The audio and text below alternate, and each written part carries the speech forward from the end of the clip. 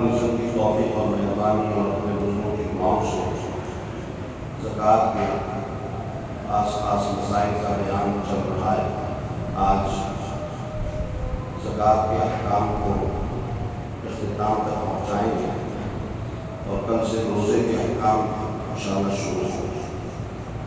کل مسئلہ یہ بتایا تھا کہ کسی کے نام پر کوئی چیز ہونے سے شرعی طور پر اس کی ملکیت نہیں ہوتی، اور شریعت نے یہ کہا ہے کہ ہر چیز کے اندر ملکیت متعین ہونی چاہیے، معلوم ہونا چاہیے کہ اس چیز کا مالک کون ہے، اور صرف نام کا مالک نہ ہو۔ باپ ہے، اس کو بیٹے سے، بچے سے، چھوٹے بچے سے بڑا پیار ہے، بچی سے پیار ہے، یہ اس کی ملکیت ہے، کہ میں نے اس کو اس محبت میں کہہ دیا، پیار میں کہہ دیا۔ لیکن اگر وہ بچہ اٹھا کے وہ چیز لے جائے، بیچ دے، کسی کو گفٹ کر دے، تو باپ نے وہ برداشت نہیں کرے گا۔ یہ ملکیت کیا ہے؟ برائے نام، یہ شرعی طور پر ملکیت نہیں ہے۔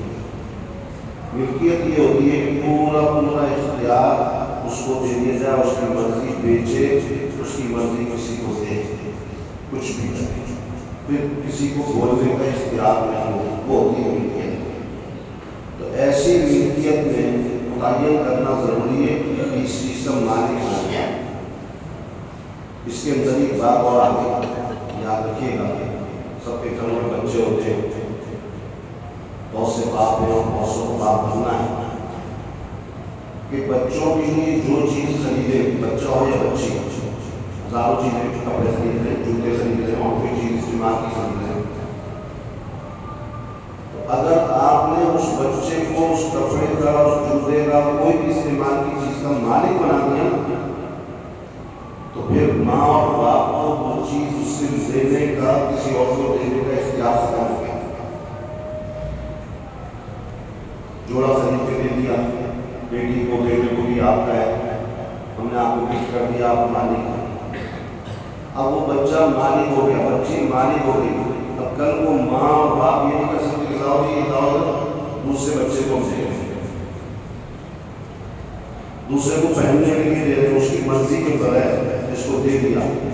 وہ بچہ کہتا ہے میں راضی نہیں کسی کو دینے پر، کسی اور بھائی کو پہننے پر، میں ہی پہنوں گا، کسی اور کو دوں گا، اور ماں باپ مجبور کرتے ہیں۔ اس لیے یاد رکھیے، اگر آپ نے اس کو مالک بنا کر دے دیا، پھر ماں باپ کا اختیار ختم، پھر وہ لے کر کسی کو پہننے کے لیے بھی نہیں دے سکتے، ملکیت کو چھوڑ دو۔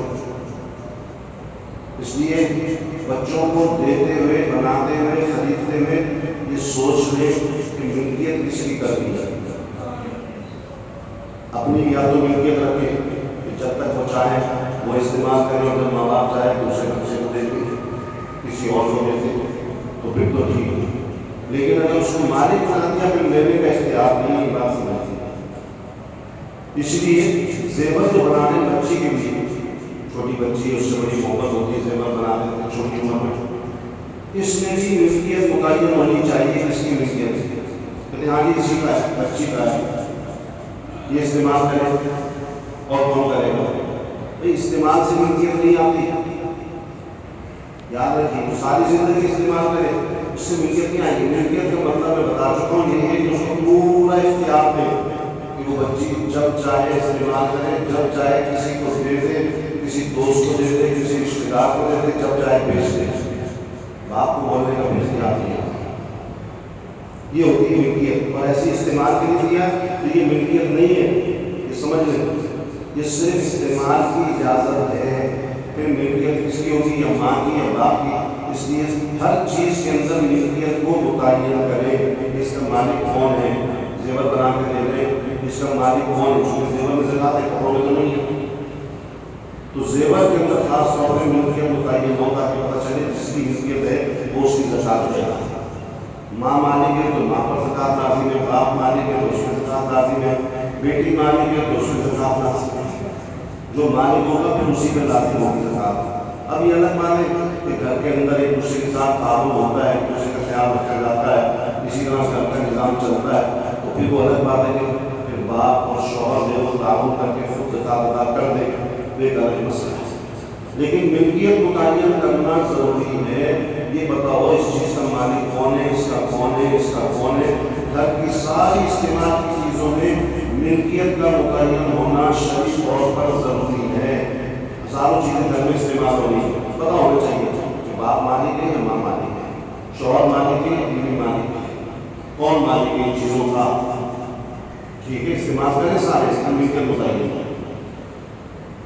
تو اس کے اندر یہ مسئلہ بھی آیا تھا کہ مالدار آدمی جو صاحب نصاب آدمی اس کی نابالغ اولاد کو زکوٰۃ دینا جائز نہیں، بالغ اولاد کو دے سکتے. اسی طرح مالدار آدمی کی بیوی اگر وہ غریب ہے، مستحق ہے، مطلب شوہر مالدار، بیوی کے پاس نہ زیور ہے نہ پیسہ ہے تو وہ غریب ہوگی، تو بیوی کو زکوٰۃ دینا جائز ہے، شوہر کو جائز ہے.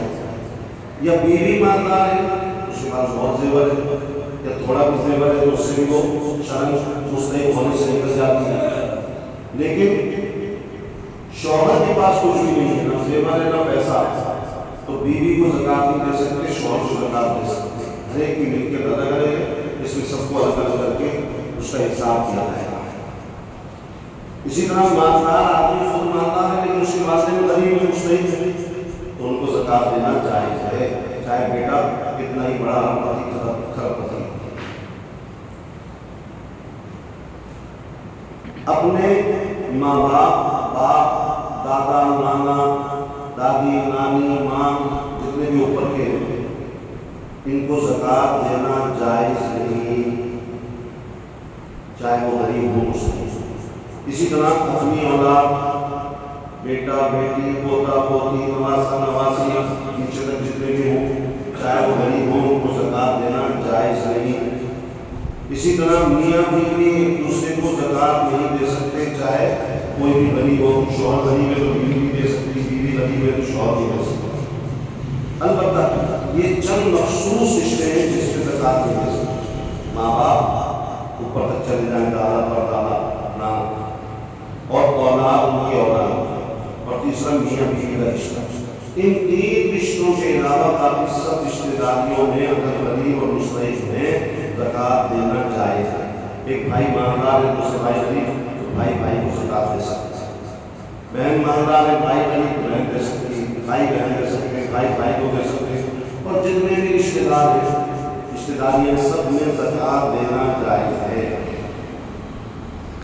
اور بنی ہاشم کا میں بتا دیں جو سید کہلاتے ہیں، یہ کون ہوتے ہیں سید جس کی اولاد ہے؟ یہ بھی سن لیں.